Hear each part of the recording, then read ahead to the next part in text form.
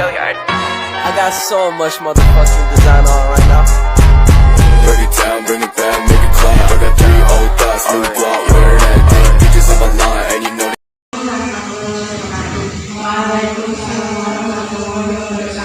Selamat malam. Bagaimana kabarnya? Di sini kita akan mempelajari tentang Fathu Mekah. Sebelumnya kita tahu Fathu Mekah itu apa? Apa? Nah, Fathu Mekah adalah penaklukan kota Mekah yang dilakukan oleh Rasulullah SAW dan para kaum muslimin. Peristiwa ini terjadi pada hari Jumat, tanggal 20 dan 21 Ramadan pada tahun ke-8 Hijriah. Kita akan membahas tentang sebab-sebab terjadinya Fathu Mekah, faktor keberhasilan Fathu Mekah, yang terakhir adalah Haji Wada. Nah, kita akan membahas sebab-sebab terjadinya Fathu Mekah. Terjadinya Fathu Mekah yaitu terjadinya pelanggaran perjanjian Hudaybiyah yang dilakukan oleh kaum Quraisy. Tidak lama setelah perjanjian Hudaybiyah, suku Bani Bakar menyatakan diri kesetiaannya kepada kaum kafir Quraisy dan suku Huda'ah. Peristiwa ini jelas menodai perjanjian yang telah disepakati bersama. Untuk itu, sekitar 40 perwakilan suku Huda'ah mengadukan peristiwa tersebut kepada Rasulullah dan meminta bantuan pasukan untuk menyerang Bani Bakar.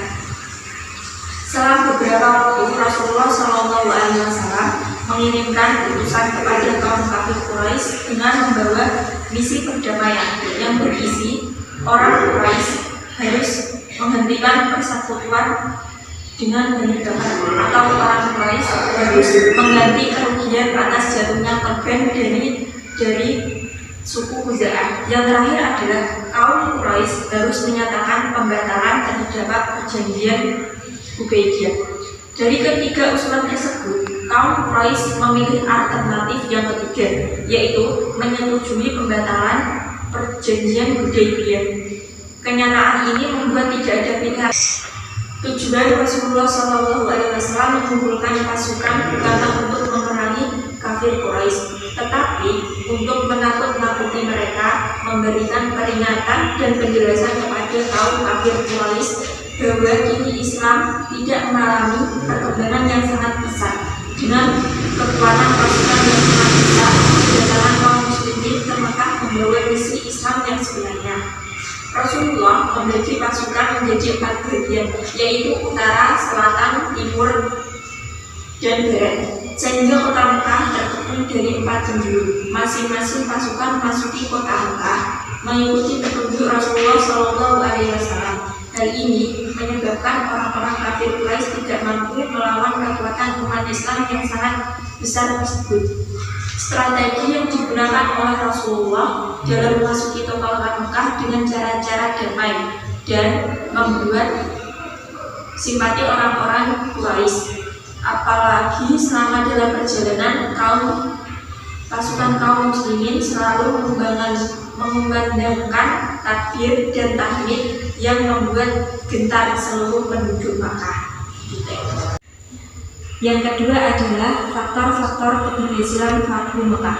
Tidak adanya bantuan dari suku lain kepada kaum Quraisy yang kala itu sekutu mereka sudah banyak yang ditawan. Umat Islam menguasai banyak wilayah Arab. Tidak terdapat suku yang ingin membantu kaum Quraisy, sebab mereka telah bertaubat dan membantu umat Islam. Banyak pemuka kaum Quraisy yang mu'alaf atau masuk Islam.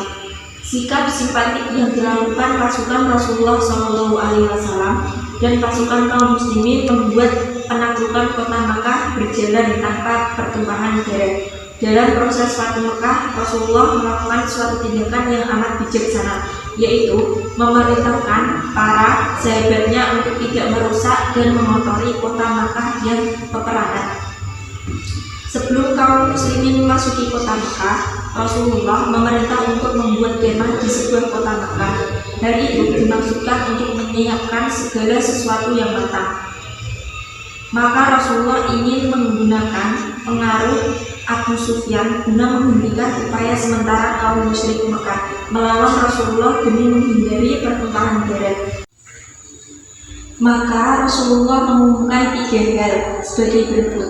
Siapa yang memasuki rumah Abu Sufyan, maka dia akan memperoleh keamanan. Siapa yang memasuki lingkungan Ka'bah, maka dia akan memperoleh keamanan. Dan siapa yang memasuki masjid, maka dia akan aman. Dan siapa yang tinggal rumahnya, menutup pintunya, maka dia pun akan mendapat keamanan. Melihat jumlah kaum muslimin yang demikian banyak dengan diiringi suara takbir, orang-orang kaum Quraisy tidak mampu berbuat apa-apa. Dalam hatinya timbul ketakutan jika kaum muslimin akan membalas dendam kepada penduduk Mekah karena telah diusir dari tanah kelahirannya. Di sekeliling Ka'bah ada sekitar 362 patung dan berhala. Rasulullah menusuk patung-patung dan berhala itu dengan tongkat atau panah beliau sehingga beratung menjadi berkeping-keping. Pada saat yang beliau membaca Quran surat Al-Isra ayat 81 yang artinya, dan katakanlah kebenaran telah datang dan yang batil telah lenyap. Sungguh yang batil itu pasti lenyap.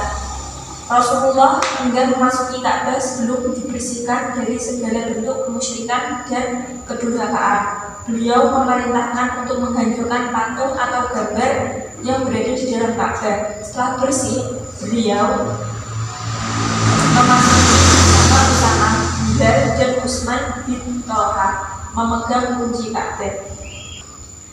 Yang terakhir adalah Haji Wada. Haji Wada adalah haji yang dilakukan oleh Rasulullah SAW pada tahun 10 Hijriah. Ia dinamai demikian karena ketika itu Rasulullah SAW berpamitan dengan umatnya dan menyatakan bahwa siapa tahu aku tidak dapat lagi bertemu kamu semua setelah tahun ini. Rasulullah mendorong kaum muslimin untuk ikut berhaji dengan beliau, bermaksud menunjukkan kepada semua kaum muslim bagaimana berhaji yang sebenarnya sesuai yang diajarkan oleh Allah Subhanahu wa taala kepada Nabi alaihissalam dan yang disyariatkan pula kepada Rasulullah dan umat Islam yang mampu melaksanakannya. Ajaran Rasulullah disambut antusias oleh seluruh muslim yang selama ini sudah memandang rindu dengan Ka'bah. Ajaran Rasulullah disambut antusias oleh seluruh kaum muslim yang selama ini sudah memandang rindu dengan Ka'bah. Maka berdatanglah kaum muslim dari seluruh penjuru hingga berkumpul 100.000 jamaah menuju Baitullah memenuhi panggilan Allah. Sudah sampai di sini, ada yang mau ditanyakan? Ada yang mau ditanyakan? Bagaimana kondisi masyarakat sebelum terjadinya Fathu Mekah? Sebelum Fathu Mekah, yaitu memiliki kebiasaan buruk seperti minum khamr, berjudi, berzina, merampok, dan menganggap rendah wanita. Bagaimana? Ya, mudah dipahami. Iya, saya paham. Ya sudah, saya tutup pembelajaran pada ini. Wabillahi taufiq wal hidayah. Wassalamualaikum warahmatullahi wabarakatuh. Waalaikumsalam warahmatullahi wabarakatuh. Bring it down, make it clap. I got 3 old thoughts, new